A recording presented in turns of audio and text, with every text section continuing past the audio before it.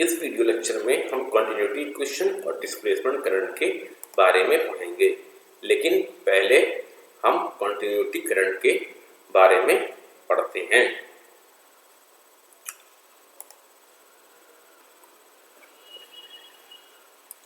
अब आपको पता है चार्ज कंजर्वेशन प्रिंसिपल से the time rate of decrease of charge with the given in a given volume must be equal to the net onward current flow through the surface of volume।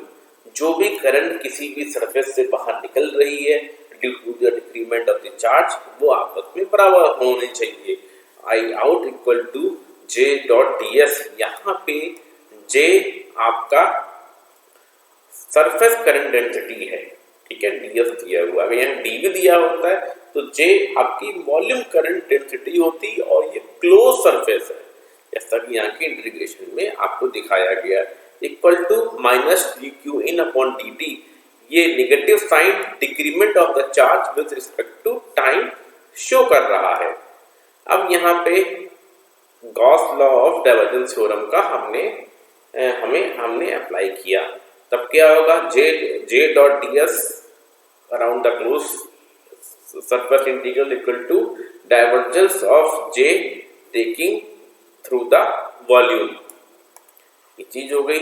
हमने दोनों को equate किया, फिर हमने D Q की value put की। D Q total charge है और एक बॉडी के अंदर है, तो बॉडी के अंदर रखा हुआ चार्ज है, तो यहाँ वॉल्यूम करंट डेंसिटी का हमने इस्तेमाल किया। यहाँ पे भी हमने with the help of Gauss divergence theorem के थ्रू हमने वॉल्यूम इंटीग्रल को एग्जिस्ट किया और यहाँ पे भी हमने वॉल्यूम इंटीग्रल को एग्जिस्ट कर लिया। ये डिफरेंशियल का ऑपरेटर को हम अंदर ले गए क्योंकि चार्ज टाइम के साथ डिक्रीज हो रहा है। यहाँ टोटल चार्ज था, यहाँ चार्ज डेंसिटी है।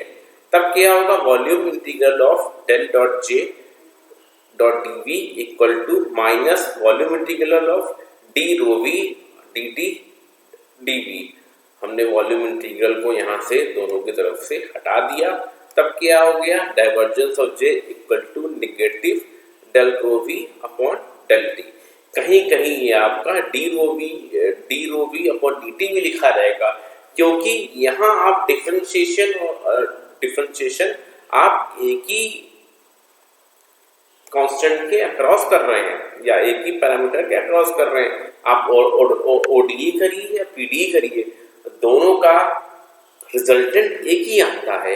दूसरी चीज मैं बताना चाहूंगा, यहाँ पे जे आपका सरफेस करंट डेंसिटी है, इसका आपको ख्याल रखना पड़ेगा। अब हम आगे बढ़ते हैं। आपको ओम्स लॉ से पता है क्या होती है, और ये वाला जो आपका एक्सप्रेशन है वो कंटिन्यूटी ऑफ करंट इक्वेशन के तौर पे जाना जाता है। अब ओम्स लॉ के बारे में पता है, जे इक्वल टू रो ई होता है सिग्मा ई, जहां आपका sigma conductivity of the medium होता है। अब आपको Gauss law of electrostatic field पता है, del dot E equal to rho V upon epsilon. दोनों तरफ हमने सिग्मा से मल्टीप्लाई कर दिया, फिर हमने इसको जे के बराबर पुट कर दिया, तो क्या होगा, divergence of J equal to sigma rho V upon epsilon. फिर करंट कंटिन्यूटी इक्वेशन से डाइवर्जेंस ऑफ जे की वैल्यू पुट की, क्या होगी, minus del rho V upon del T equal to sigma rho V epsilon. फिर हमने differentiation को arrange किया, थोड़ा सा कैसे अरेंज किया, minus del rho V upon rho V equal to sigma upon epsilon del T या डी टी आप कह सकते हैं इसको। फिर हमने इंटीग्रेट किया तो आपकी वैल्यू क्या आई, natural log rho V equal to minus sigma upon epsilon T plus सी।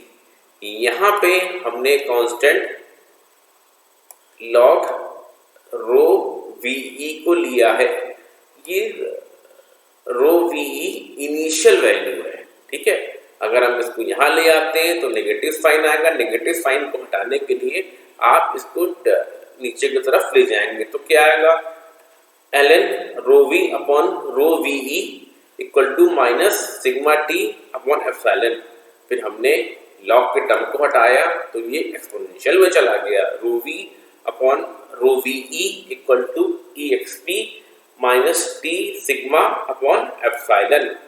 तो क्या होगा, rho V equal to rho V E X P minus T upon T R. ये टी आर आपका रिलैक्सेशन टाइम होता है जो कि सिग्मा अपॉन सिग्मा के बराबर होता है। अब इसकी डेफिनेशन देख लेते हैं। Relaxation time is a time it takes a change in the interior of the material to drop to e की power -1 of its initial value. इतना डिक्रीमेंट कितने टाइम में होगा वो आपका रिलैक्सेशन टाइम के तौर पे जाना जाता है। अब हम अगला टॉपिक देखते हैं डिस्प्लेसमेंट करंट। डिस्प्लेसमेंट करंट को मैक्सवेल इक्वेशन के साथ में लाया गया है। आपकी एम्पियर्स की इक्वेशन को with the help of displacement current modify किया गया है। जैसे पता है आपको एम्पियर्स का कैपिटल लॉ क्या होता है, curl of H equal to J। ठीक है, यहाँ J आपकी करंट डेंसिटी है, ठीक है, H आपका मैग्नेटिक फील्ड डेंसिटी है। अब हमने डाइवर्जेंस लिया, divergence of curl of H equal to divergence of J। अब आपको पता है कि divergence of curl of any vector field is 0, तब क्या होगा, divergence of J equal to 0 होगा। इसको हम इक्वेशन नंबर 2 के फॉर्म में रख लेते हैं। अब क्या है, इक्वेशन ऑफ कंटिन्यूटी आपको पता है, divergence of J equal to minus del rho V upon del T होता है।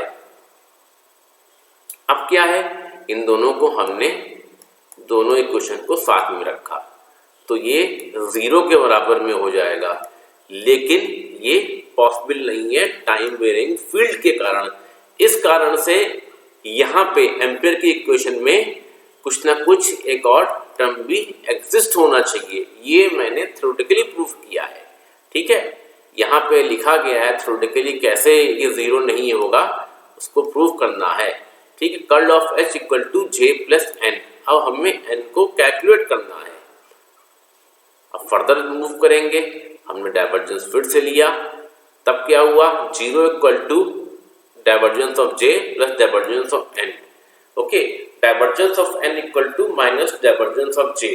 फिर मैंने J की वैल्यू को पुट कर दिया, ठीक है, डाइवर्जेंस ऑफ J की वैल्यू को हमने यहाँ पे पुट कर दिया है।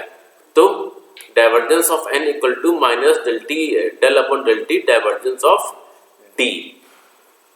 इसको पुट किया, divergence of N equal to divergence of del D upon del T. Okay, अब क्या होगा, दोनों को मैंने कंपेयर किया, डाइवर्जेंस का साइन को हटा के N equal to del D upon del T. ठीक है, अब ये आपका एम्पियर्स का कैपिटल लॉ मॉडिफाइड हो गया। इस मॉडिफाइड इक्वेशन को एम्पियर मैक्सवेल इक्वेशन के तौर में जाना जाता है और ये मैक्सवेल इक्वेशन सेट की एक इक्वेशन है। क्या होगा, curl of H equal to JC plus del T upon del T. ये आपकी कंडक्शन करंट डेंसिटी है, ये आपकी डिस्प्लेसमेंट करंट डेंसिटी है। दोनों के बीच में क्या रिलेशनशिप होता है, JC upon JD equal to sigma upon omega epsilon. Omega wave की एंगुलर फ्रीक्वेंसी है, सिग्मा आपकी मीडियम की कंडक्टिविटी है। इस लेक्चर में हम इतना ही पढ़ेंगे। नेक्स्ट लेक्चर में आपको मैं मैक्सवेल इक्वेशंस के बारे में पढ़ाऊंगा, उसके फॉर्म के बारे में पढ़ाऊंगा। वीडियो देखने के लिए बहुत बहुत धन्यवाद।